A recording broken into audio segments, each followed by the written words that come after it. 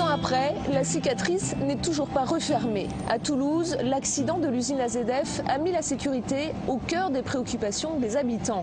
Un enjeu qui dépasse la seule question industrielle, sécurité alimentaire, délinquance. Le risque zéro est-il possible? Peut-on se prémunir de tout? Que font les pouvoirs publics? Je vous emmène.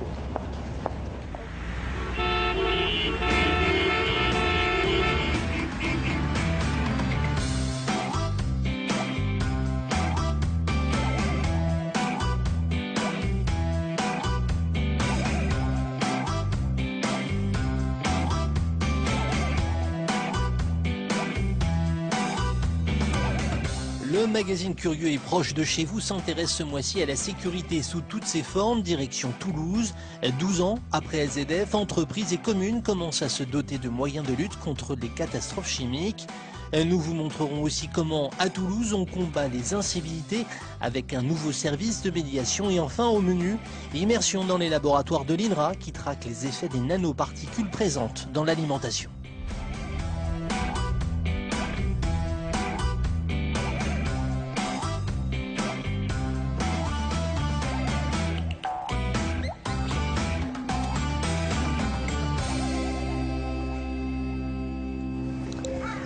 Le 21 septembre 2001, l'usine AZF de Toulouse est détruite par l'explosion d'un stock de nitrate d'ammonium. 31 morts, 2500 blessés et de nombreux dégâts matériels. Plus de 10 ans après la catastrophe, le directeur de l'usine et la société Grand Paroisse contestent leur condamnation en appel.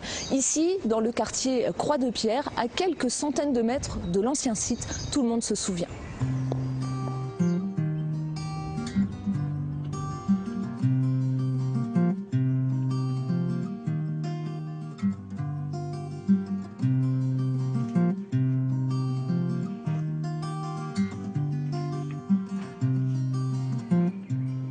Rose, bonjour. Bonjour. Merci de nous accueillir chez vous. Alors, vous vivez dans ce quartier depuis 30 ans. Le 21 septembre 2001, vous étiez ici, dans cet appartement, quand l'explosion a retenti. Oui, je ne sais pas si je l'ai entendu parce que c'était tellement énorme que j'ai eu l'impression d'être dans un film. On ne comprend pas ce qui arrive. Tout est cassé à la fois. On se dit, mais c'est pas possible. Ce qui était le plus terrible, c'est de voir les jeunes qui venaient des lycées à côté, qui étaient beaucoup ensanglantés, avec des foulards sur la tête, qui passaient comme... c'était... Excusez-moi, chaque fois je parle des enfants, ouais. Ça me fait le même effet. Ils étaient ensanglantés, puis complètement hagards. Ils partaient dans la direction qu'on leur avait dit. Est-ce qu'on en parle encore aujourd'hui de cet événement ou est-ce qu'il appartient au passé? On est encore en disant il faut faire quelque chose pour que ça n'arrive pas. C'est le cas des Amis de la Terre ou de l'association Plus Jamais Ça ni ici ni ailleurs qui s'est formée à ce moment-là, parce qu'on sait comment ça nous a touchés. Comment un risque industriel, qu'est-ce que ça provoque? C'est pas un périmètre sur une carte. Et après, il y a l'autre partie de la population qui dit, bon, maintenant, ça va, il faut passer à autre chose. Puis se sortir de là, quoi. Faire comme si c'était rien passé, parfois c'est plus simple. C'est plus simple parce que c'est trop douloureux d'en parler. Et c'est encore le cas pour les usines à risque. Quand c'est trop douloureux, on préfère penser que ça ne peut pas arriver parce que sinon, qu'est-ce qu'on fait? Est-ce qu'on part?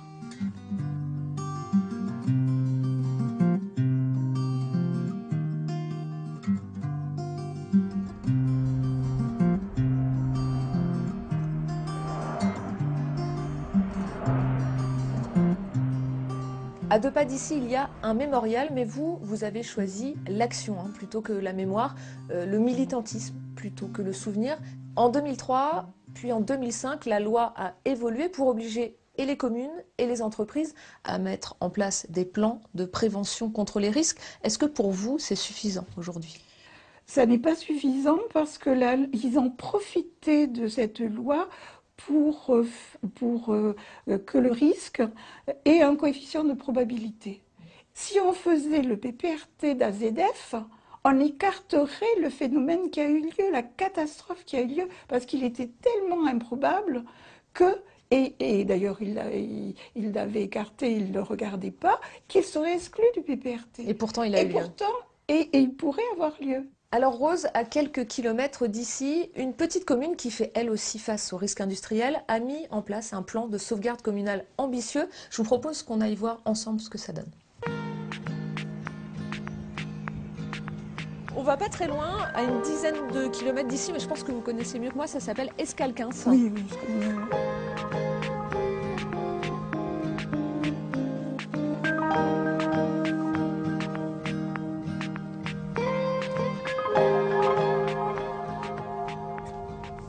Alors, Rose, vous luttez aujourd'hui contre le risque industriel et pourtant vous êtes ingénieur de formation.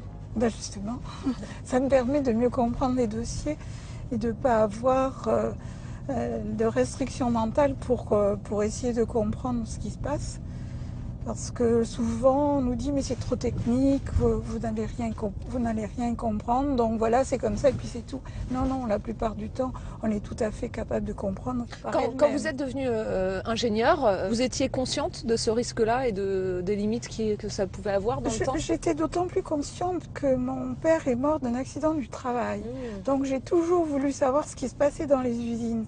C'est peut-être pour ça d'ailleurs que je suis devenue ingénieure. J'ai toujours essayé de comprendre.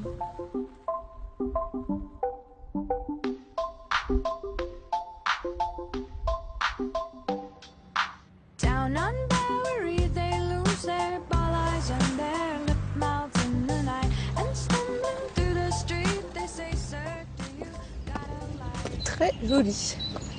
6000 habitants tout au plus et 2 entreprises dangereuses.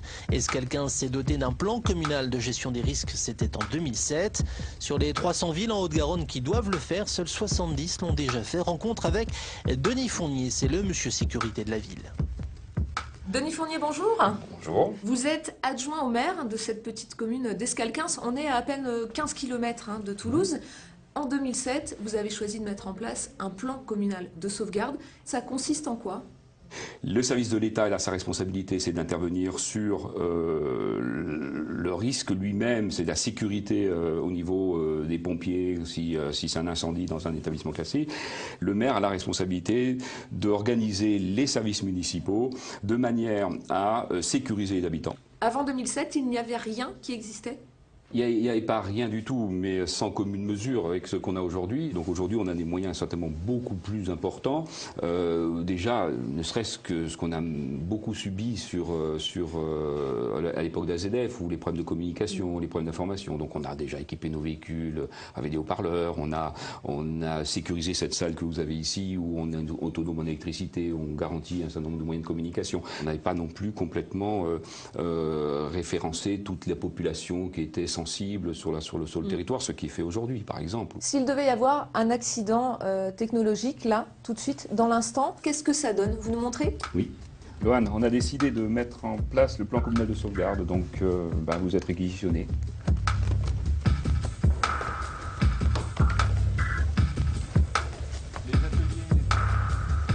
Cette salle devient le PC organisationnel dans lequel chacune des personnes a un rôle à jouer. Oui, bonjour, ici la mairie d'Escalquins. Ça nous a signalé une fuite d'un produit toxique sur le site de Gaz-Chimie. Ce qui m'intéressait de savoir, c'est si vous avez une autonomie sur le plan électrique.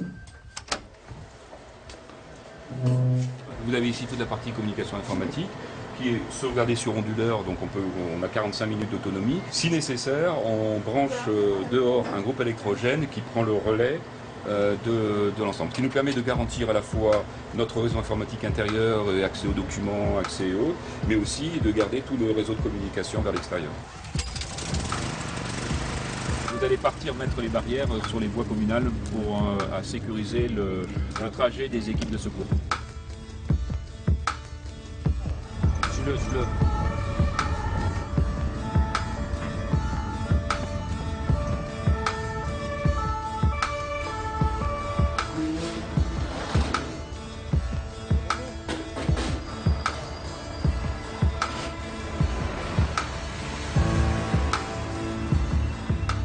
En cas d'alerte, les enfants doivent rester confinés dans leur classe. Direction maintenant l'école Marcel Pagnol, où des stocks sont prévus pour parer au pire. Donc vous avez ici le matériel qui va être utilisé en cas d'alerte, donc par les enseignants ou par les animateurs. Chose importante, c'est du scotch qui permet de calfeutrer les fenêtres si besoin. Vous avez quelques produits qui permettent de premier secours. Hein. Est-ce qu'il y a la radio? Alors, il y a des piles pour la radio. La radio est dans les classes. Protéger la population, ça vous semble simple et normal à vous entendre aujourd'hui. Ça fait presque 20 ans que vous êtes élu. Est-ce que la France a fait sa révolution en matière de sécurité ces dernières années? Sa révolution, en partie oui, parce que derrière, plus on avance avec les lois de 2004, avec l'établissement et leur en obligation, les PCS, les différents plans de prévention de risques, que ce soit risques technologiques, naturels, d'inondation ou autres, commence à apprendre et on a pris conscience que les choses évoluaient, qu'il fallait le gérer comme on gère toute autre problématique. Monsieur Fournier, on vous souhaite de ne jamais avoir à mettre en place réellement ce plan de sauvegarde communale et merci de nous avoir accueillis. Merci. À bientôt. Au revoir. Au revoir. Rose, qu'est-ce que vous en avez pensé? Vous êtes rassurée sur ce qu'une ville peut faire pour protéger ses habitants? Sur celle-ci, oui, c'est pas le cas de beaucoup de villes, malheureusement. Ils ne sont pas aussi avancés qu'à Escalquens. Je suis assez séduite par ce plan communal de sauvegarde. Rose, merci de nous avoir accompagnés. C'est l'heure de la fin des cours. Merci beaucoup et surtout bonne continuation dans vos actions pour faire progresser la sécurité. À bientôt. Au revoir.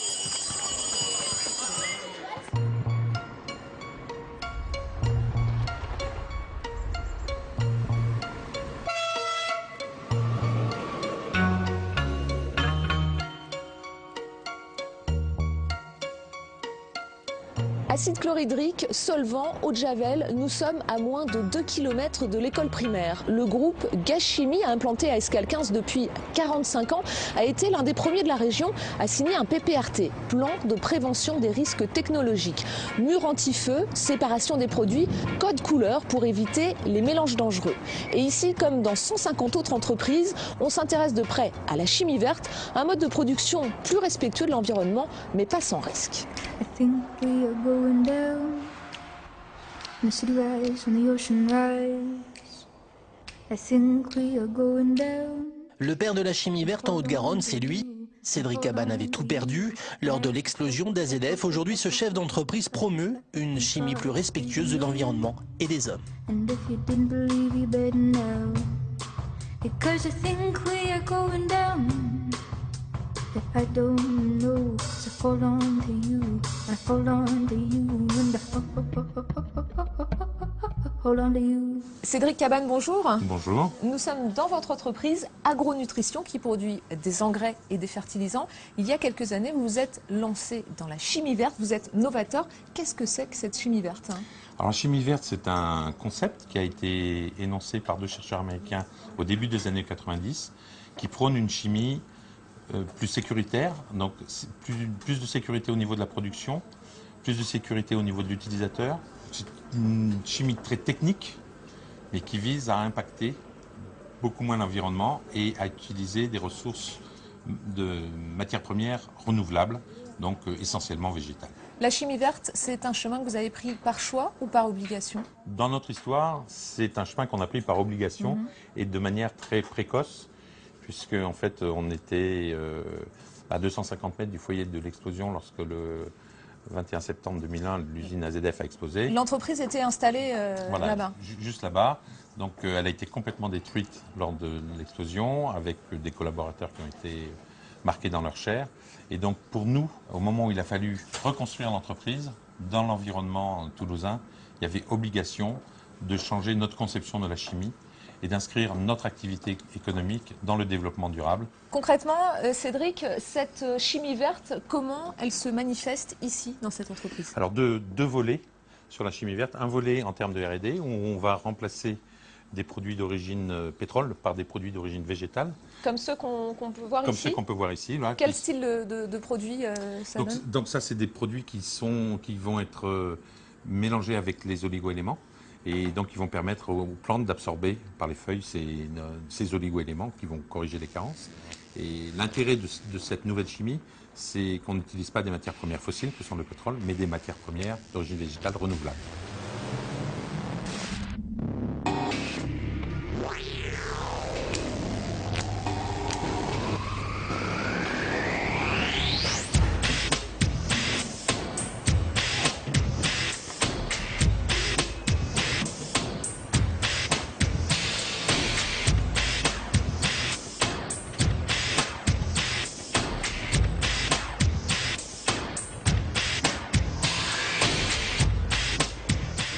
l'expliquiez, faire de la chimie verte, c'est notamment substituer des produits à d'autres, mais c'est aussi faire évoluer le système de production. C'est ce que vous avez choisi de faire ici avec cette machine, c'est bien ça? Voilà, tout à fait. Donc le procédé classique pour fabriquer du nitrate de zinc, c'est de mettre dans une cuve quelques tonnes d'oxyde de zinc, c'est une poudre métallique, et puis on verse dessus 50 000 litres d'acide nitrique. 50 000 litres. Ça dégage une chaleur fantastique. On met en œuvre d'un coup une quantité de matière très importante et avec des dangerosités pour l'environnement, pour l'utilisateur. Ça, c'est ce qui se passait avant chez vous. Maintenant, il y a cette machine et ça change les choses. Exactement. Donc on s'est rapproché des centres de recherche de l'université et de l'Institut national polytechnique de Toulouse pour développer un réacteur dit en continu. Donc où la surface réactive, en fait, qui était de 50 000 litres, on la remplace par une surface réactive de 10 litres. Donc on diminue la dangerosité par plus de 1000. Et par contre, ça tourne en continu 24 heures sur 24. Quand vous dites diminuer la dangerosité, c'est pour les salariés, mais également pour l'environnement, c'est les deux? Alors c'est pour l'environnement, parce que s'il y a un accident, ben, il n'y a que un volume beaucoup moins en œuvre. Et pour les opérateurs, donc sur le site de production, parce que c'est tout un automate qui gère ces réactions. Et donc, je n'ai pas de collaborateurs qui sont en contact direct avec les produits dangereux. Cédric Abad, merci beaucoup d'avoir répondu à nos questions. C'est moi qui vous remercie. C'est parti, direction Toulouse. C'est pas ici.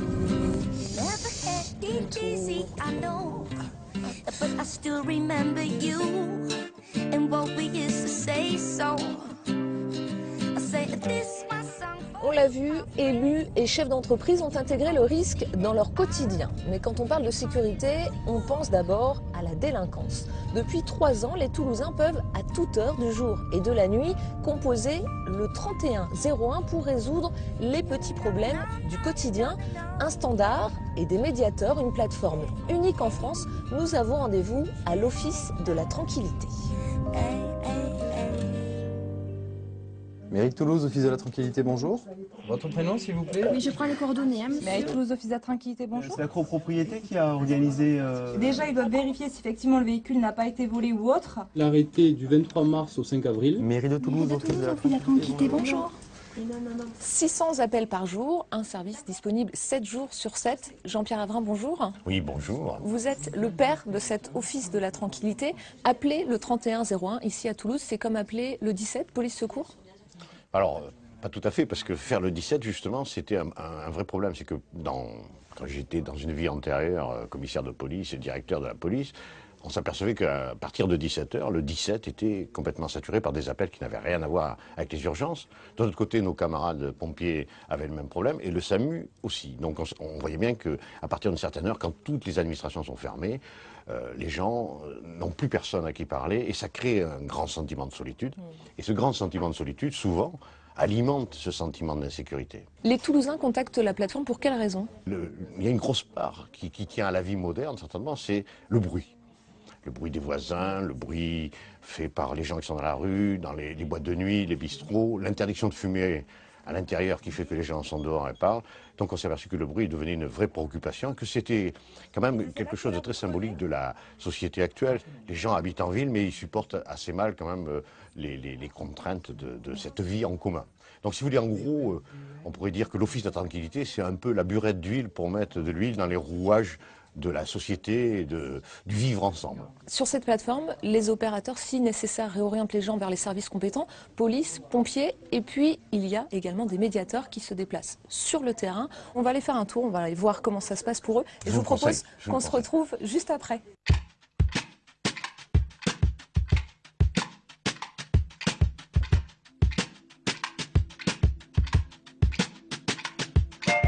À partir de 19h chaque soir, 2 équipes sillonnent les rues de la ville.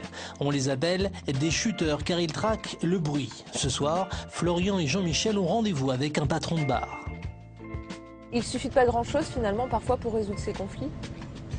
Ouais, c'est vrai que des fois ça ne tient qu'à un fil, quoi. C'est-à-dire que bon, des fois les gens font une montagne d'un problème mineur. Souvent l'exemple, quand on arrive, parce qu'il y a une question qu'on pose, on va dire quasi systématiquement, c'est est-ce que vous avez déjà rencontré votre voisin? Est-ce que vous lui en avez déjà parlé du problème? Et assez fréquemment, c'est « Ah non, non, je ne l'ai pas rencontré. Ah non, non, moi je n'ose pas. Ah non, vu comment il fonctionne, moi je préfère pas. Donc j'ai fait appel à vous. » C'est marrant parce que les gens ils me disent « Mais pourquoi ils n'ont pas venu me voir? Ils auraient pu toquer, on en aurait discuté et puis c'était réglé. Pourquoi ils passent par vous? Des fois c'est par la mairie, des fois c'est par la police. » Et en fait, ça crée une situation encore plus grave de par le mode d'action en fait.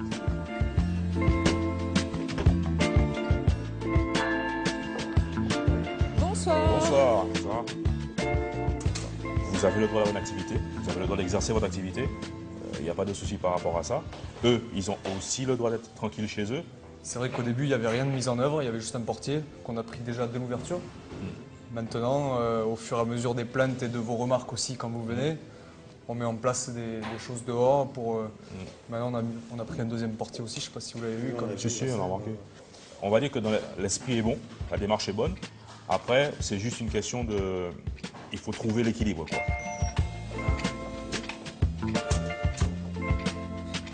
Après 3 ans, face à tous ces gens, ces conflits, ces situations compliquées, est-ce qu'on n'est pas un peu, à force, un peu plein de désillusions par rapport à la nature humaine, non?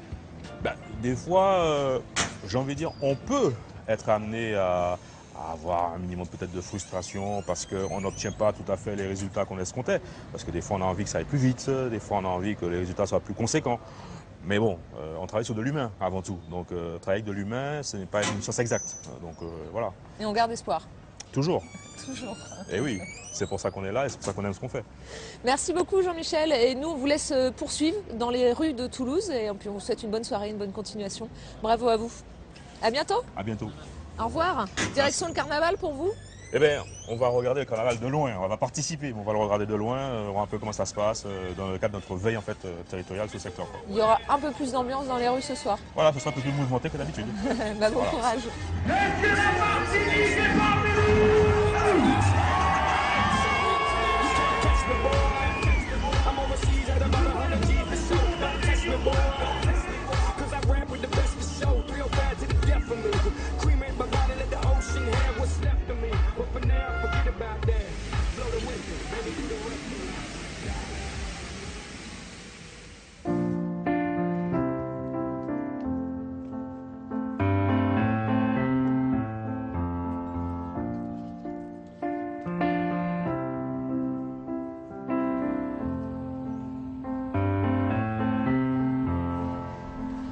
On vient de le voir, à Toulouse, plus qu'ailleurs, la sécurité occupe une place particulière. Prévention des risques industriels, lutte contre la délinquance, des solutions voient le jour. En matière d'alimentation, les récentes polémiques nous ont rappelé qu'il est difficile de savoir ce que contiennent nos assiettes. Dans la Ville Rose, un pôle de toxicologie alimentaire a été créé en 2011. À leur tableau de chasse, des études qui ont contribué à l'interdiction du bisphénol A.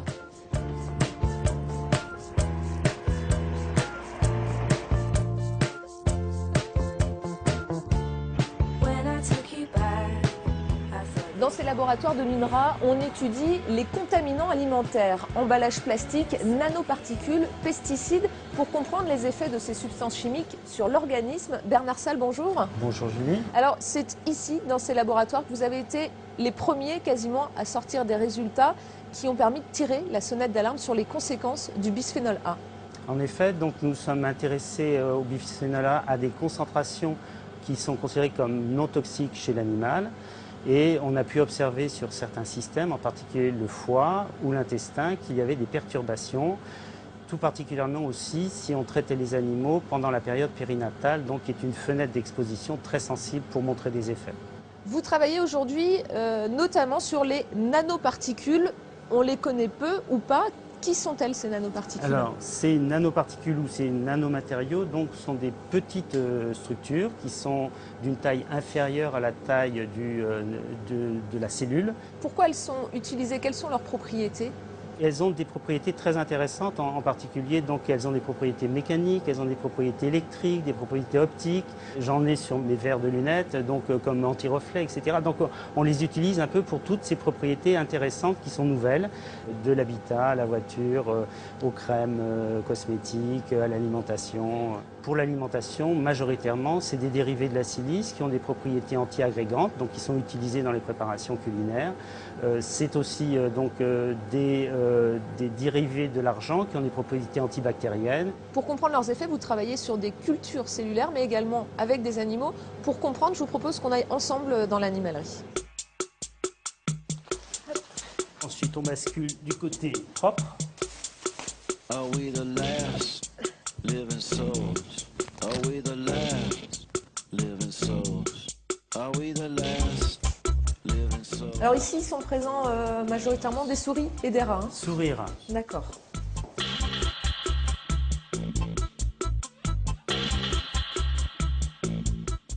Bonjour. Bonjour. Alors c'est ici que ça se passe. Les nanoparticules dont on a parlé tout à l'heure, celles qui sont présentes dans l'alimentation, on va les donner on va les aux rats et aux donner souris. par voie, donc par gavage, on va les donner directement donc aux souris et on va étudier à long terme donc l'effet que ça peut avoir. Alors ça sera plutôt sur des rats, mais ça peut être sur des souris aussi. Avec ces résultats, vous allez notamment pouvoir savoir comment ces nanoparticules sont intégrées par ces animaux. D'abord, on pose la question de savoir sous quelle forme sont ces nanoparticules dans l'intestin, soit sous forme dispersée, soit sous forme agglomérée. On pose ensuite la question de savoir est-ce que ça a un impact sur la barrière intestinale. Si ça passe la barrière intestinale, comment elle passe la barrière intestinale. Si elle a d'autres effets sur d'autres organes, en particulier le foie, et voire aussi au niveau du système nerveux. Et on pose des questions à très long terme sur savoir si les nanoparticules qu'on étudie, qui sont des nanoparticules de titane, ont un effet cancérogène. Vous, personnellement, en étant confronté à ces recherches, est-ce que vous consommez aujourd'hui différemment? Ça n'influe pas, ça va pas influer énormément sur ma consommation, puisque de toute façon, j'essaie d'avoir une consommation avec donc une alimentation variée, et en fait, c'est ce qu'il faut faire. C'est ce qu'on retiendra, en tout cas pour l'instant. Merci beaucoup, Bernard Salles.